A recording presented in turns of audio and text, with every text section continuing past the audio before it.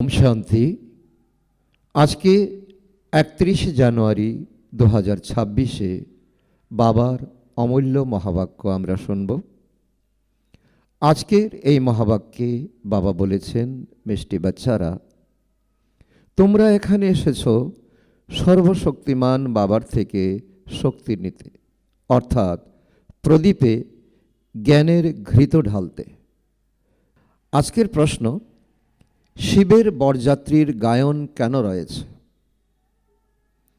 উত্তর, কারণ শিব বাবা যখন ফিরে যান তখন সব আত্মারা সদল বলে শিব বাবার পেছনে পেছনে ছুটে যায়। মূল বতনেও অর্থাৎ পরমধামে আত্মারা মৌচাকের মতো একত্রিত হয়ে থাকে। তোমরা বাচ্চারা যারা পবিত্র হও তারা বাবার সঙ্গে ফিরে যাও। যেহেতু সঙ্গে যাও তাই বরযাত্রী বলা হয়। তো ভক্তিতে শিবের বরযাত্রী দেখানো হয়েছে। সেখানে অনেক বেশভূষায় সজ্জিত ব্যক্তিরা, কারো পা নেই, কারো চোখ নেই, কারো হাত নেই। মিষ্টি মিষ্টি হারানিধি বাচ্চাদের প্রতি মাতা পিতা বাপদাদার স্মরণের স্নেহসমন, সুপ্রভাত ও নমস্কার। আত্মাদের পিতা তার আত্মারূপী বাচ্চাদেরকে জানাচ্ছেন নমস্কার। আমরা আত্মারূপী সন্তানরা আমাদের মাতা পিতা বাপদাদাকে জানাই স্মরণের স্নেহসমন, সুপ্রভাত ও নমস্কার। আজকের মুরলী থেকে ধারণার জন্য মুখ্যসার 1 নম্বর, মন বাণী কর্মে পবিত্র হয়ে আত্মারূপী ব্যাটারি চার্জ করতে হবে, পাক্কা ব্রাহ্মণ হতে হবে। নাম্বার 2 পয়েন্ট, মনমত বা মনুষ্য মত ত্যাগ করে একমাত্র বাবার শ্রীমত অনুসরণ করে নিজেকে শ্রেষ্ঠ বানাতে হবে। শতপ্রধান হয়ে বাবার সঙ্গে উড়ে যেতে হবে।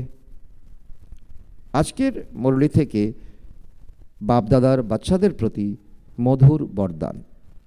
সত্যতার শক্তির দ্বারা প্রকৃতি বা বিশ্বকে শতপ্রধান বানানো মাস্টার বিধি বিধাতা ভব।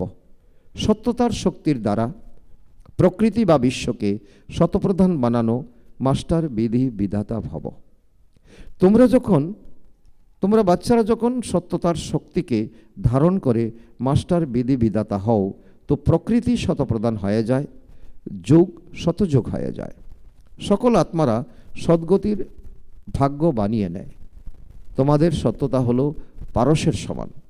যেরকম পারস লোহাকে পারস বানিয়ে নেয়, এইরকম সত্যতার শক্তি আত্মাকে, প্রকৃতিকে, সময়কে, সর্বসামগ্রীকে, সর্বসম্বন্ধকে, সংস্কারগুলিকে, আহার ব্যবহারকে শতপ্রধান বানিয়ে নেয়।